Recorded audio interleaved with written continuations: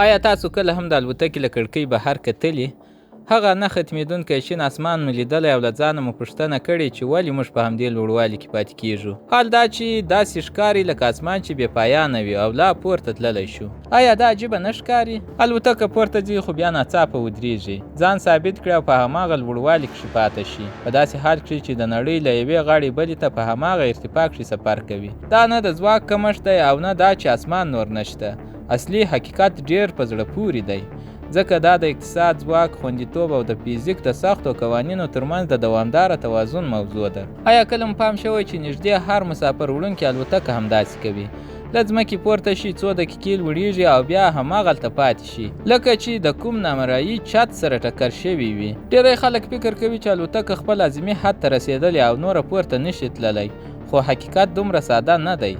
مسافر وړونکې الوتکه په یو ټاکلي ارتفاع کښې الوت کوي، ځکه هلته یو تقریبا جادويي توازن موجود دی. کم د سون مواد مصرفیږي، کافي ځواک ساتل کیږي او خوندیتوب تضمینیږي. عملي څېړنې ښیي چې په لوړه ارتفاع کښې هوا ډېره نرۍ وي چې د هوا مقاومت کموي. دا معنا لري چې الوتکه له لږ مقاومت سره مخ کیږي او په اسانه روانه وي. نو ښایي داسې فکر وشي، هر څومره لوړه ارتفاع هغومره ښه ده.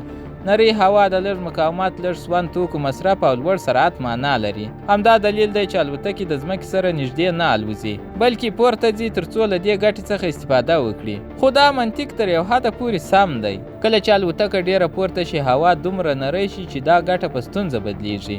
یوه داسې نکته شته چې وروسته د الوتکې زیان له ګټې سره زیات شي او همدلته اصلي ستونزه پیل کیږي.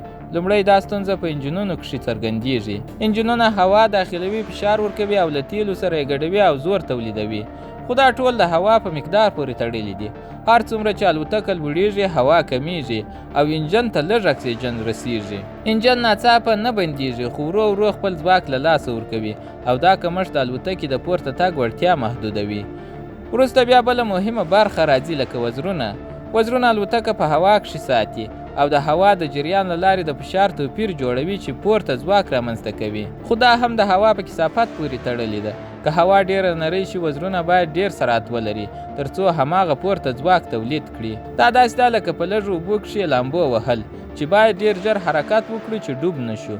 نو الوتکه باید سرعت زیات کړي، خو سرعت هم خپل حد لري، او که ډېر زیات شي نو نوې خطرناکې ستونزې رامنځته کوي. همدلته یوه ډېره حساسي او خطرناکه سیمه منځته راځي چې ورته کاپین کورنر یا د خطر کونج ویل کیږي. په دې حالت کښې الوتکه په ډېر محدود سرعت کښې الوت کوي. که سرعت لږ شي، وزرونه کافي پورته ځواک نشي تولیدولی او الوتکه له کنټروله وځي. که سرعت ډېر شي، د هوا خطرناکې اغېزې او شاک څپې رامنځته کیږي چې ثبات خرابوي. تر ټولو مهمه دا ده چې هر څومره الوتکه لوړېږي، دا دوه حدونه یو بل ته نږدې کیږي، یعنې د خوندي سرعت ساحه یې ورځ تر بلې کوچنۍ کیږي او پیلوټ ته ډېر لږ ځای پاتې کیږي چې تېروتنه وکړي. په همدې وخت کښې د الوتکې دننه هم یوه بله مهمه مسله روانه وي. د الوتکې کابین مصنوعي فشار لري تر څو مسافر په عادي ډول ساه واخلي، ځکه چې بهر هوا ډېره نرۍ ده. خو هر څومره چې الوتکه لوړېږي، دننه او بهر د فشار توپیر زیاتېږي او دا توپیر پر الوتکې قوي فشار واردوي،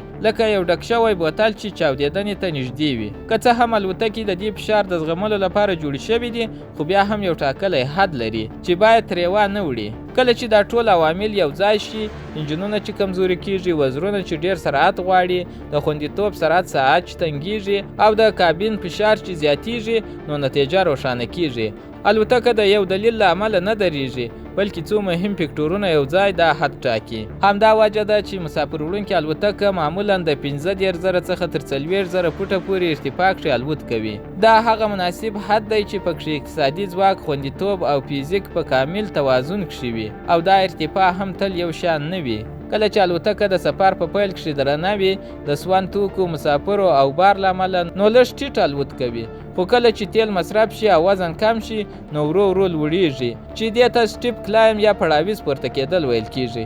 سربیره پر دې د هوا بادونه هم مهم رول لري او کله ناکله پیلوټان ارتفاع بدلوي تر څو له مناسب باد څخه ګټه واخلي او سون توکي نور هم کم مصرف شي. نو پایله دا ده چې الوتکه په هغه موقع کښې په دې خاطر نه درېږي چې اسمان ختم شوی، بلکې ځکه په هغه موقعیت کښې درېږي چې هلته هر څه فیزیک، انجنیري او خوندیتوب په کامل توازن کښې وي. بل ځل چې تاسو له کړکۍ بهر وګورئ، پوه به شئ چې الوتکه بنده نه ده پاتې، بلکې په دقیق ډول په هغه ځای کښې ده چې باید وي.